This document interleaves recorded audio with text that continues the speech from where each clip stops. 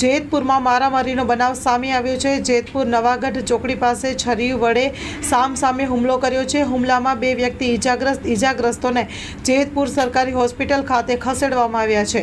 ઈજાગ્રસ્ત મલેક યાસીન ખાન ઉમર ખાન, જેઓ સાબલી મોહરમનો તહેવાર હોય અને જેતપુર આવેલા હતા।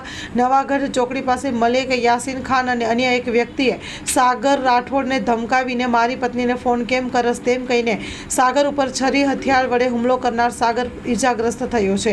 બંને ઈજાગ્રસ્તોને જેતપુર સરકારી હોસ્પિટલ ખાતે ખસેડવામાં આવ્યા છે। જેતપુર ઉદ્યોગનગરની પોલીસ હોસ્પિટલ પહોંચીને વધુ તપાસ હાથ ધરી છે।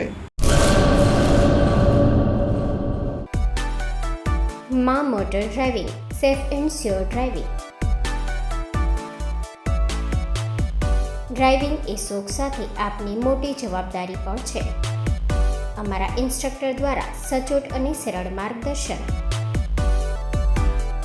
આપની રોજની તાલીમની માહિતી મેળવીને શું અધુરાશ છે તેના ઉપર પૂરું ફોકસ કરાય છે।